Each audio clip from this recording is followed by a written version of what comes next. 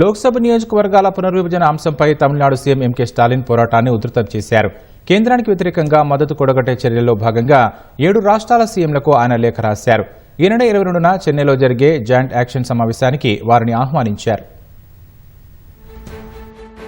లోక్సభ నియోజకవర్గాల పునర్విభజనను 1971 జనాభా లెక్కల ఆధారంగా చేపట్టాలని డిమాండ్ చేస్తున్న తమిళనాడు సీఎం ఎంకే స్టాలిన్ కేంద్రానికి వ్యతిరేకంగా పోరాటం తీవ్రం చేశారు. ఇతర రాష్ట్రాల మద్దతు కూడగట్టేందుకు ప్రయత్నాలు ముమ్మరం చేశారు. తమతో కలిసి రావాలని 7 రాష్ట్రాల సీఎంలను స్టాలిన్ కోరారు. ఈ మేరకు వారికి లేఖలు రాసినట్లు సామాజిక మాధ్యమం ఎక్స్ వేదికగా వెల్లడించారు. ఆంధ్రప్రదేశ్ సీఎం చంద్రబాబు, తెలంగాణ సీఎం రేవంత్ రెడ్డితో సహా కేరళ, కర్ణాటక సీఎంలతో పాటు పశ్చిమ బంగాల్, పంజాబ్, ఒడిషా సీఎంలకు స్టాలిన్ లేఖ రాశారు. డీలిమిటేషన్ కసరత్తుకు వ్యతిరేకంగా ఇప్పటికే జాయింట్ యాక్షన్ కమిటీని ఏర్పాటు చేయనున్నట్లు ప్రకటించిన స్టాలిన్ ఈ నెల 22న చెన్నైలో జరిగే తొలి సమావేశానికి హాజరు కావాలని 7 రాష్ట్రాల సీఎంలను ఆహ్వానించారు. కేంద్రపాలిత ప్రాంతమైన పుదుచ్చేరి సీఎంకు కూడా ఆహ్వానం పంపారు. ఇంకా జనసేన, బీఆర్ఎస్, వైసీపీతో పాటు ఆయా రాష్ట్రాల్లోని మిగతా రాజకీయ పార్టీలను కూడా జేఏసీ భేటీకి ఆహ్వానించారు. ఇటీవల జరిగిన అఖిలపక్షంలో చేసిన తీర్మానం ఆధారంగా లేఖలు రాసినట్లు స్టాలిన్ చెప్పారు.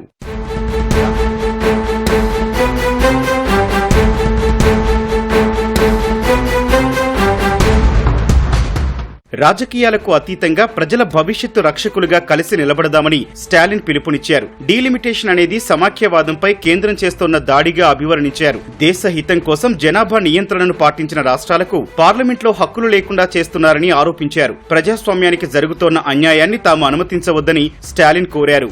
జేఏసీ ఫర్ డీలిమిటేషన్ అనే హ్యాష్ ట్యాగ్ ను ఎక్స్ లో పంచుకున్నారు. లోక్సభ నియోజకవర్గాల పునర్విభజన 2026లో జరగనుంది. దీనిని 2 విధాలుగా చేపట్టే అవకాశాలున్నాయని చెప్పారు. ఒకటి, ప్రస్తుతం ఉన్న 543 సీట్లను రాష్ట్రాల మధ్య పునః పంపిణీ చేయవచ్చని, రెండోది మొత్తం సీట్ల సంఖ్యను 800కి పెంచవచ్చని తెలిపారు. ఈ 2 సందర్భాల్లోనూ ప్రస్తుత జనాభా ఆధారంగా లోక్సభ నియోజకవర్గాల పునర్విభజన చేపడితే తమిళనాడు సహా దక్షిణాది రాష్ట్రాలు తీవ్రంగా నష్టపోతాయన్నారు. 1971 జనాభా లెక్కల ఆధారంగా లోక్సభ నియోజకవర్గాల పునర్విభజన చేపట్టి 30 ఏళ్ల పాటు అమల్లో ఉంచాలని స్టాలిన్ డిమాండ్ చేశారు.